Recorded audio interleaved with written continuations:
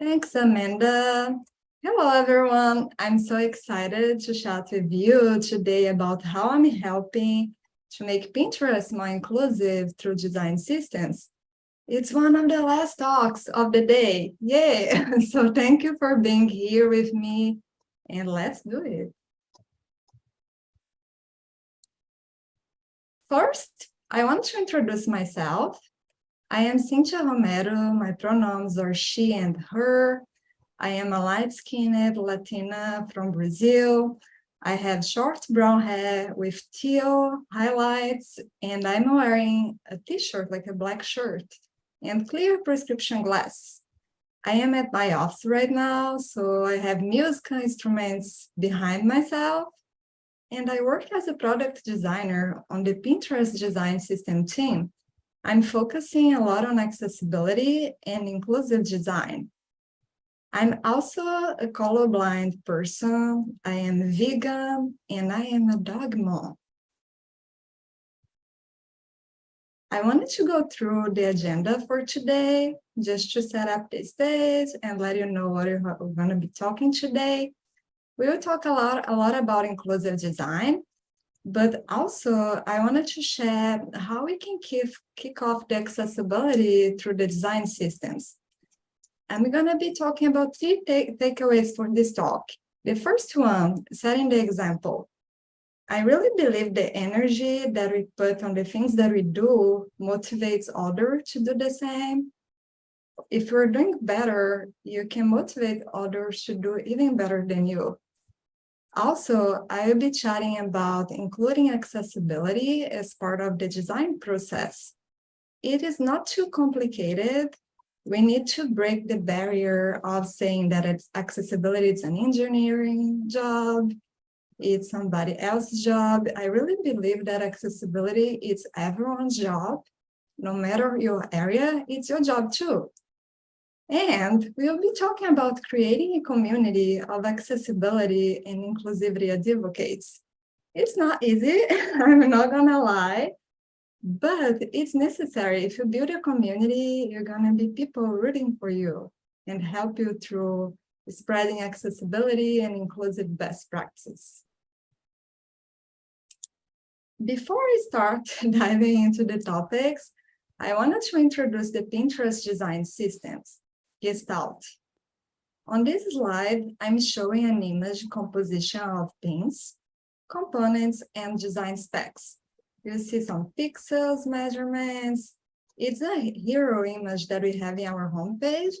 If you go to gestalt.pinterest.systems, you're going to see this hero image up there.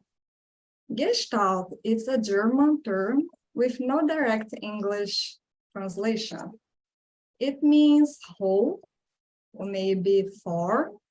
It's an idea that views every individual as a blend of the mind, emotions, body, soul, and unique experience and realities. It came from a school of psychology. The way I interpret the name Gestalt is unique. Every individual is a unique person, and the design system is for all. Fun fact, the Gestalt name came from engineers, not from designers. But we love it, so we kept the name Gestalt. I like to compare design systems with a Lego game. On this slide, I'm showing an animated GIF with a yellow background, displaying Lego piece. You can see all the Legos, they have different sizes, different shapes, different textures. When you combine all of these pieces together, you can create like a castle. Or maybe a Star Wars ship. You can create anything with Legos. Components, they're similar to Legos. They have different colors, different shapes, size, textures, purpose. When you combine components together, you can build your castle. On the product area, you can build your UI with different pieces, with different shapes. You have many possibilities. Pinterest's mission is to bring everyone the inspiration to create a life they love. And Gestalt mission is to create a common language that allows everyone to take advantage of an accessible, responsive, shared user interface, no matter their background or their ability. Going back to the Gestalt meaning, the word, it's a whole. We wanted to really think about everyone. We must ensure that everyone can access what we create, regardless of background, knowledge base, or ability.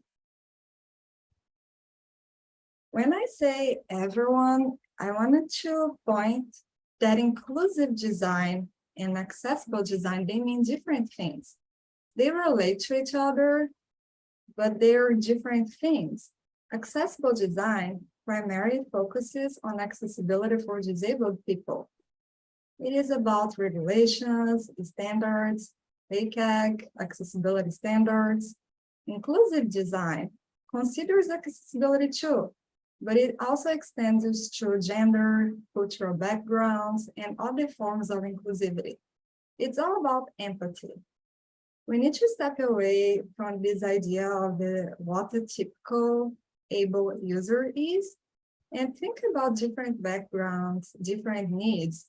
As I said earlier, we are unique beings, so we have unique needs, and we need to design for different or diverse unique needs. So let's chat about setting the example. My first takeaway from the session.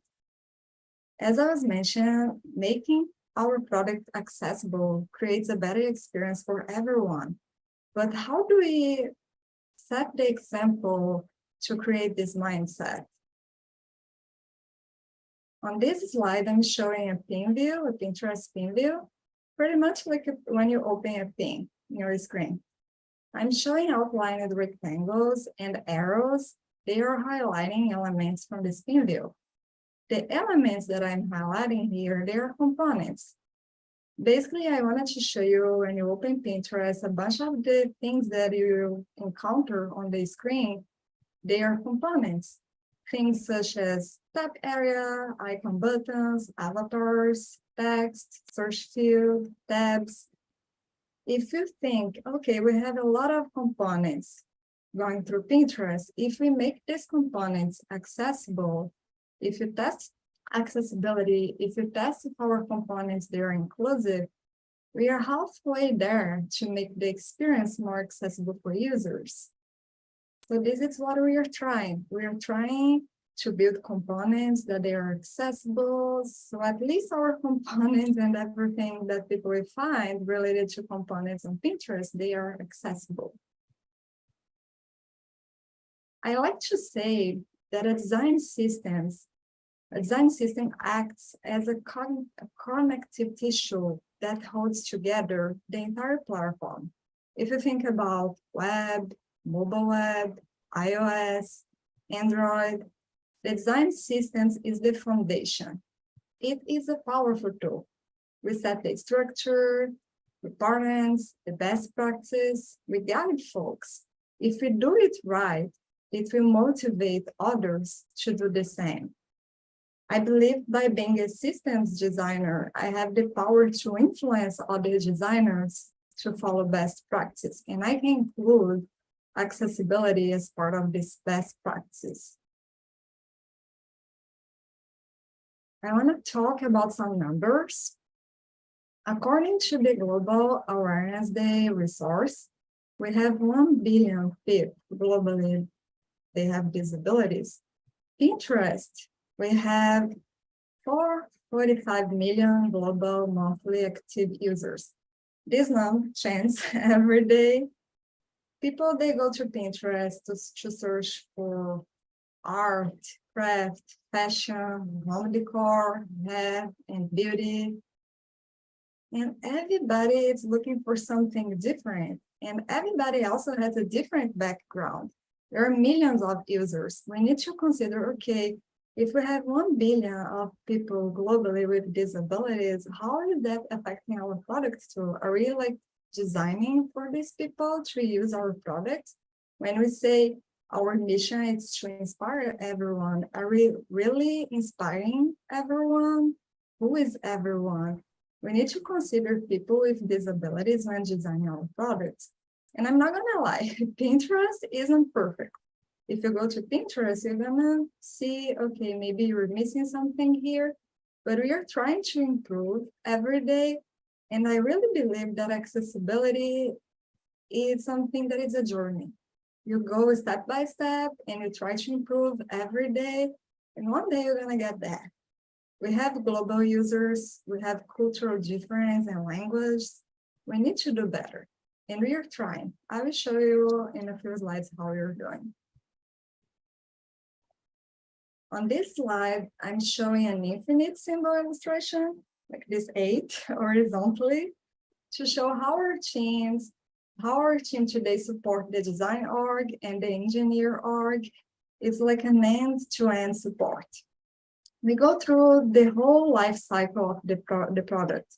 For example, we do onboarding, we do training, we do support through office hours and Slack, we do some open forums, we provide Figma assets, coded components, documentation.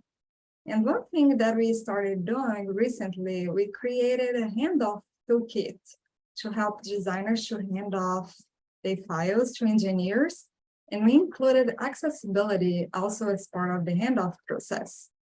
Educations and tools, they are essential to provide support and to help to build this accessibility mindset. I said earlier that as a systems designer, we have the power to influence. When I say that, if you think, how can I influence other teams to do an accessible and an inclusive design? Think about guiding the process. You can create do's and don'ts, design best practices, documentation, and you can also add accessibility considerations to your documentation. You can support the product roadmap. For example, one thing that we are doing today at Pinterest, we are partnering, like embedding a systems designer inside of a product team. So these designers, they can work together to create a final product. And part of the systems design job today is to consult on accessibility. So this kind of support helps to speed up the workflow because we offer ready components, trios with different variants. And we are also build this accessibility as a definition of done. What we mean by that, every component that we build, we make sure that it's accessible. We run a lot of tests because we wanted to make sure, okay, on Pinterest, we are not offering any component that people can't use. So this is part of our mission today on the design systems team. We also can influence by keeping the consistency, being brand compliant, also support people's mental models, and stimulate debate. As systems designers, also as designers in general, engineers too, you can attend other team meetings and design creeds. You can point out, okay, this is not accessible. You can do better here. And you can create this debate. People, they learn from debating. We all have different opinions, but we need to make sure that we are making our voice out and loud, and we need to advocate for accessibility. People sometimes they don't like debates, but it's necessary. We learn through debates. On this slide, I'm showing an animated GIF from Microsoft Inclusive Design Toolkit. I love Microsoft Toolkit. They have such a good resource to learn more about accessibility. And I love how it shows a broad range of people and different levels of disabilities. And these are some things I like to consider, my team likes to consider. When we are designing, we need to think about temporary, situational, and permanent disabilities. For example, I'm not a mom, I'm a dog mom, but let's say that I'm holding my dog in my arms and I'm trying to accomplish some task in my phone. I only have one hand. I might consider these different levels, like of situational disability, or maybe a temporary thing. Let's say that I'm going to a new country, I don't speak their language, and I'm trying to navigate to order some pizza or to order some food. Am I able to accomplish a simple task? If I am in a temporary situation, how do we address different countries and language and localization? And also think about permanent disabilities, visual, motor, sensory, like speech, cognitive. There are a bunch of different disabilities. It's not only like a lot of people, when I mention accessibility, they think about vision issues. That is much more. How are we considering these other types? Also, diversity of users. How the lives of people from different countries and with different conditions and demography situations are being affected. Do we think about different cultures when we're designing? It's something that we need to consider. And neurodiversity too. When you think about how we treat font, how do we treat typography, colors, interactions, content animations, think about how people, they digest your content. Is that difficult to understand? The patterns that we are creating, does it make sense? The icons, are they like easier to understand? How people are focusing? Are you helping them with memories? Like how people memorize the tests and everything? We are making things too complicated sometimes. Are we considering that? This third topic, neurodiversity, is something that we are trying to get better at Pinterest, because we know, especially like the numbers grows like every year, like more and more people with neurodiversity issues. So we wanted to make sure that we are addressing that, and we also suffer from that. So how can we make better for everyone? One thing like I wanted to share about setting the example, it's also about personal experience. I'm gonna share something here. I'm colorblind, and I face a bunch of challenges every day for being colorblind and for working as a designer. On this slide, I'm showing a GIF of the Ninja Turtles. I don't know if you are familiar with them. In Brazil, it's a huge hit. So the Ninja Turtles on this image, they're next to each other. Each one of them are wearing like a different color headband. And each color tells who the person is, who the Ninja Turtle is. And the image is alternating between grayscale and colors. If you remove the colors, you don't know which one is each one because you can't rely on colors. And this image has the sentence, when color alone is the only way of conveying an object's meaning. It means if you turn off the colors, you can't distinguish the characters of the Ninja Turtles. And it happens to me. I have a level of dictator anomaly, and also I am an immigrant. I just learned English a few years ago. I have a heavy accent. And I also have this issue with colors. When I'm designing, I'm thinking, okay, I need more time because I need double time to go and check the colors. Sometimes I need like a reviewer to go and make sure that I'm looking at the colors right. I created my methodology. When I check colors, I always check the extra codes so I can ensure, okay, I'm working with greens here, I'm working with blues. And in one of my past jobs, my brand, the logo was green and they had different shades of green. It was a nightmare. And it was fun too. I learned a lot. And what I do, I use my experience and my struggles to advocate for accessibility and show like, hey, I can see that. Not everybody feels comfortable like sharing your personal experience to achieve something. But if you do, sharing your personal, like being vulnerable, it's a great way to set the example so people, they will learn from you. Sometimes people, they don't know we have invisible disabilities. So they don't know if you don't tell. And if you have a certain type of disability, no matter the type of disability, let people know so they can do better. You can help them to do better if you feel comfortable. It's not a rule. I wanted to talk about including accessibility as part of the design process. On this screen, I'm showing the navigation bar from our design system website, and we have this accessibility page. On this accessibility page, we added design considerations, engineering considerations, internal, external tools to support teams to design accessible experience. For example, we have guidelines how to design for thinking about accessibility, considering visual design, interactions, content, how it responds to different screen size. For engineering, like ARIA, attributes, labels, keyboard navigation, how to test for accessibility.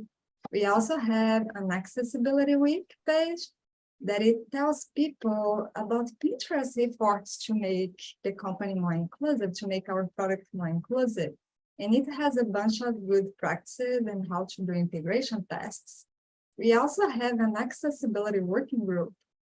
People from different areas, they come together to discuss how they can make the product better. Everyone can join. It's not a closed group. You can help no matter your area within Pinterest. We can go and help to make the product more accessible. We also have examples how to include accessibility, like from the design phase. We have a training for the new hires that we call a bootcamp, 101 accessibility bootcamp. On this bootcamp, everybody that joins Pinterest from the product area, they will learn about accessibility, why we need to design accessible products. So we can guide them. If you just say, okay, you need to design thinking about accessibility, but you don't offer a resource, we are not like helping people to include accessibility as part of the process. We also share some external tools. For example, DQ, Dev tools. We use that a lot to help us with testing for accessibility.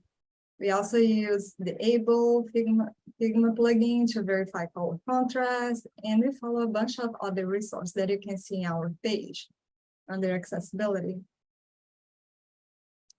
One thing, we also created this checklist. It's a component available on Figma for our designers. They can pull this checklist when they are designing to make sure that they are verifying every accessibility criteria for design. On this checklist, we have a checkbox for options such as like, hey, did you check the heading structure of your design? Did you look at the logical tab and reading order, the focus interactions, contrast checking, color usage? Are you using true text instead of image of text? How is your iconography, font size, line length? Are your links and link text making sense? Are they semantic? Labels and instructions. Also, how is your zoom when people zoom your design? Is it looking good? Are you following the WCAG accessibility guidelines, gestures, animations and reduced motions, and also captioning and transcripts? We offer links with supported resources so designers, they can go and understand what they need to check. This plugin is new. We are like, not the plugin, this component is new. So we are trying to increase the usage so designers, they can have more support when they're checking for accessibility. Speaking of plugins and Figma, this is a screenshot that I'm showing of the brand color palette plugin. This is available internally for Pinterest designers. This was a partnership from my team, the design system, with the core brand team. We created a color palette considering color contrast, how do we pair colors together. And the brand team, they created this plugin that designers can go and create combinations of colors. And they can choose between AA and AAA. It's a pretty cool plugin. And we're very excited to see how designers use that and how we can improve this plugin going further. We also created a version to evaluate colors for dark and also for light mode. It's something very excited that we are trying out right now. Another example is include the accessibility in your documentation. On this slide, I'm showing a screenshot of our badge component header, and it shows the status section that we added recently. It was done by Kate Halvorsen. She's an awesome designer, and it shows when the component's ready to use in different platforms. For example, it's ready for web, it's not ready for iOS yet, it's not available for Android, and it's accessibility ready. And what it means to be accessibility ready. For us, we consider that the component is accessibility ready if it is visually accessible. For example, color contrast, color usage, readability.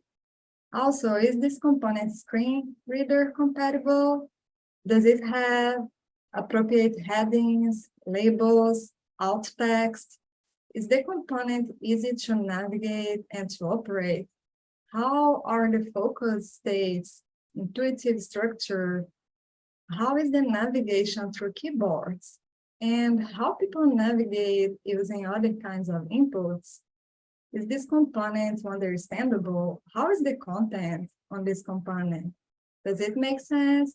Maybe we wanted to change the alignment instead of being centered, we wanted to do left alignment so people with dyslexia, they can have a better experience. How do we treat all of this? If everything that I said, it's good to go, then we say that it's accessibility ready. And accessibility should always be ready. It's one of our top priorities on Gestalt. Here's another example, a screenshot of our badge page showing the accessibility section. Every component page that you go on Gestalt, we have an accessibility section, and it will show things that people need to consider when using this component. For example, we're showing how to perform an assistive technology, how we deal with colors, content, localization. It is available in our documentation, and it helps a lot of people to understand accessibility. So a way to educate and to include accessibility as part of the design process is to offering tools and resources to people to learn more about accessibility. And I know that color is not the only thing about accessibility at all, but I wanted to show another example of listing accessibility considerations in our docs. Accessibility is much more about than colors, but at Pinterest, one of our biggest struggles from designers is how to use colors. Sometimes people, they come to us like, hey, I wanted to use this color because this color is way softer and beautiful, and I don't like this shade that you have in the documentation. And I'm like, yes, but do you know that the color that we have in the documentation actually passes contrast, and the color that we're trying to use, it's failing. And we educate them, hey, this is what we need to do to have your colors passing the contrast. So we added this color section in our principles. We ask people to try to limit the range of colors that they use, to pay attention to the level of contrast, brightness, and keep consistency between teams. And this is another example. I'm showing here two mobile screens, one in a light mode, the other one in a dark mode. And I wanted to show how we created tokens this year to build these semantic colors between dark and light mode. We combined design best practices and color theory aligned with accessibility needs to create this dark theme. It was a big research. We did a bunch of tests in different displays view, different kinds of vision impairment. How does it behave? And I'm gonna tell you one thing about myself. Besides being colorblind, I also have sensitive dry eyes, and I suffer a lot of migraines. It's a genetic condition that I have, and I don't know why, but for me, being on dark mode It's very difficult. My eyes start like watering so much. And I worked it on the dark mode on Pinterest. My eyes were like watering. And one of my challenges, how do I balance the brightness and the saturation of the colors so it looks good for people with different kinds of vision types and different displays? And it's a challenge. I keep evolving this palette every day. So I'm trying to do better on this, but these are things that we need to consider. It's not only checking the contrast, we need to check saturation, brightness, difference of display views, how it behaves, like do some tests so we can make sure that we are actually consider different needs for different people. Accessibility is also innovation. Think about voice interface, closed captions, textures, eye tracking. It actually benefits everyone. One example, when I was learning English, I always turned on my captioning so I could learn English better. And also if I am in a very loud environment and I'm trying to watch a video, I can't rely like on the audio, I'm gonna go to the captioning. Accessible design benefits everyone in different ways and intensity. Design accessible products, we like to say that it does not impact teams' deliverables and performance. Instead, it helps teams to implement significant accessibility standards on the earliest stage. Think about if we're trying to fix that later, we're gonna like increase the roadmap, then you're gonna impact the deliverable. It's way better to include accessibility early on so you can save time. And it's much better. It's going to create innovation, trust me. I just wanted to show you some numbers. Since 2021, the Pinterest team has built over 100 cross-platform components. We trained over 600 designers and engineers on accessibility. We removed a bunch of instance 5 legacy UI components instance that they weren't accessible. And we refined over 1,000 product accessibility instances. This is part of our goal. How can we make Pinterest more accessible, more inclusive? So we are working on it. And everything we do gets better if you do things together. Part of my job at Pinterest is to build a community of accessibility and inclusive advocates. One of my first projects when I started at Pinterest was to create an accessibility training for designers. I started with a pilot and it got a very positive feedback. And today it's part of the design team. It's the accessibility training for designs, and I'm very proud of this. On this training, we cover things such as inclusive design principles, exclusion levels, testing the design, how to use a screen reader in your phone, keyboard navigation. Why do we need to include users with disabilities on UX research? We also created an accessibility annotation kit on Figma to help designers to hand off design files, thinking about accessibility. And we also talk a lot about how to be an advocate, and it's working pretty well. We notice people are way more interested on accessibility, they are sharing resources, and this is great. If you create a training for your team, you're going to be increasing your product a lot. And you can also influence the leadership. Suggest accessibility as part of the design process, like the hiring process. Are we hiring people with disabilities in our teams? Also, are we hiring people who know about accessibility so they can help us to get better? Join communities and employee resource groups, try to participate as much as you can. You can also join design creeds, give your inputs, try to help people to design accessible products. And be a mentor too, or search for a mentor. A lot of people, they know a lot, and we can always keep learning. I want to show quick examples of how to influence the leadership. I'm showing here on this slide a logo of an event called Design Systems Day, and a picture of a team winner being announced during a hackathon award ceremony. And this is something that I'm very proud of. I proposed the conference that we called the Design Systems Day. On this conference, we had like a whole day of talks, and our keynote talk was about accessibility. We invited our partner from P&G, Procter & Gamble, to go through our product and do a live audit. He is blind, and he was sharing his struggles, and people were shocked, like, whoa, I had no idea that it sucks. And this talk motivated Pinterest teams to improve our products for our partners because they couldn't access, and it was a live shock. It was awesome. And another thing, I participated in a makeathon project. It's a hackathon at Pinterest. And my project was about creating auto-generated captioning for video and idea pins.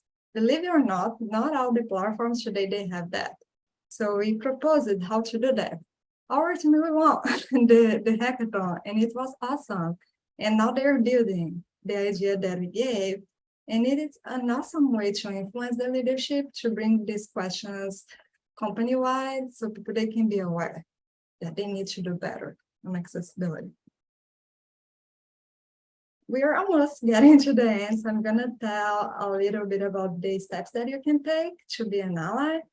Create design that supports accessibility, or if you have time, create tools, just like I mentioned, the plugin to help people to check for accessibility. And design like accessibility checklist as part of quality. If you wanted to talk about design quality, make sure to include accessibility and inclusive design as part of quality standards. Offer resources and trainings, help people to learn about accessibility. And also don't rely on automated tests when checking for accessibility. Make sure to also do manual tests because tech fails and we need to double check always and log out the issues that you find on the product so other teams can take these issues and they can fix that for you. Also question the business requirements that are failing accessibility and think accessibility is a civil right. So fight for that and demand accessible alternatives. It benefits everyone. If you download my slides, I added 2 links of programs and courses that I really like to learn about accessibility. One is the free Digital Accessibility Foundations course, my plus certification. It's from the W3C program and it's free. I have the links on my slides in case you wanted to check it out later. Also, the Q University has a bunch of resources and they're training if you wanted to take an accessibility certification. It's full of resources, so I recommend you to check it out. These are great. Lastly, I wanted to show this slide. I'm showing a headshot of my design system team members. I wanted to give a big shout out to the Gestalt team, my team, for advocating for accessibility, inclusive design, and support our users by creating Belong. I have here Rebecca, Kate, PJ, Hector, Lila, Alberto, Ryan, Eduardo. You're all awesome. And I wanted to mention Aisha, who is probably watching this talk right now. She's not at Pinterest anymore, but she was an essential part of Pinterest accessibility journey. And I learned a lot from her. So a big shout out to you as well, Aisha. If you wanted to learn more about me and about Gestalt, the Pinterest design systems, I added some links for you in my slides, so feel free to reach out to me on LinkedIn. Also, you can check out our design systems documentation website. We also have the Gestalt Pinterest board profile. I wrote two articles about accessibility. I invite you to check them out. They're about design and accessibility. I would love to hear your feedback. So I invite you to check it out if you have time. Thank you for attending this talk. I know you're all tired since it's one of the last talks. So I appreciate your time. And if you're watching the recording, I wanted to say thank you to you as well. I hope this talk was helpful to you and it motivates you to improve accessibility in your team as well. And I believe now it's going to be a time for questions. So I'm going to give it back to you, Amanda.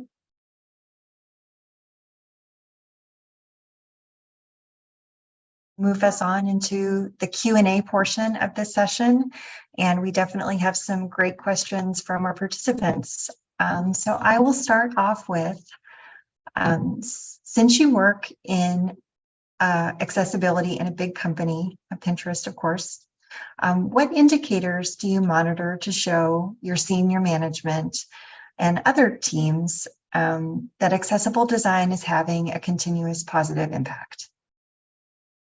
Thank you for the question. I love this question because we try to do that a lot at Pinterest. One thing that we do, we call designers and design leaders in our accessibility training.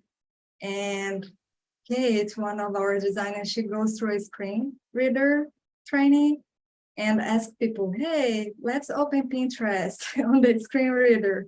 And she gives some prompts to folks, and they need to go and try to achieve tasks, like using the screen reader. And sometimes let's use the keyboard navigation.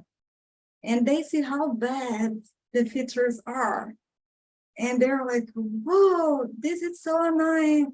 How can I fix that? And they get motivated to fix the product because people, they don't know. Unfortunately, not everybody knows about accessibility.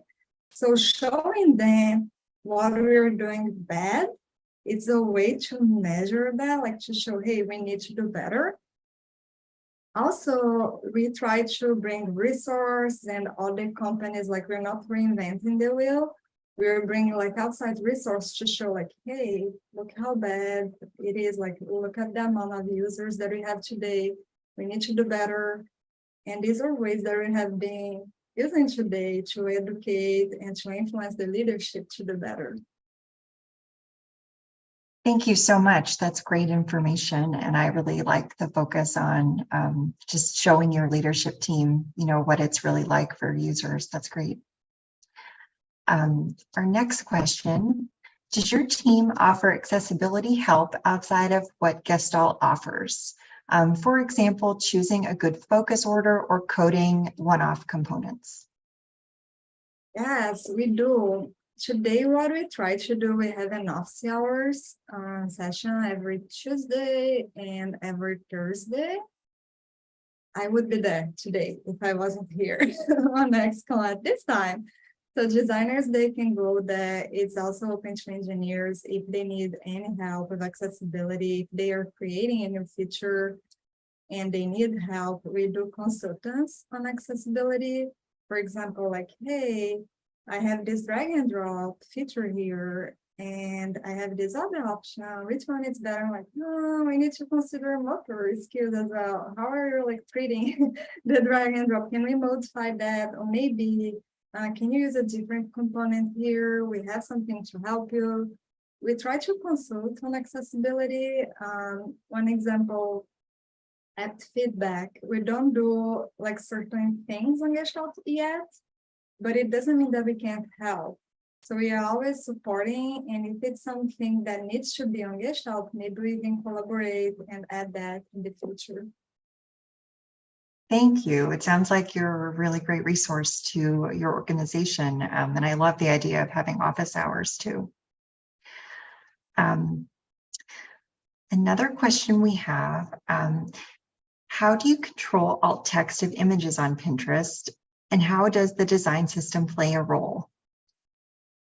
Okay, so I'm gonna be honest with you on that question. We don't control that yet. So we have an option for creators, like if we're posting a new thing at Pinterest on the product, you have the option to add alt text.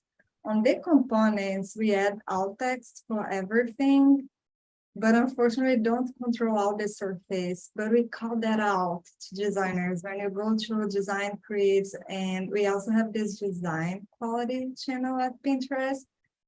We strongly believe that accessibility is part of quality. So if we see something, hey, this is not looking good, we're gonna call out. Another thing we did, it has been a while ago, we did an alt text program to teach people how to create alt text, because alt text is not just say like, hey, this like it's a woman seated.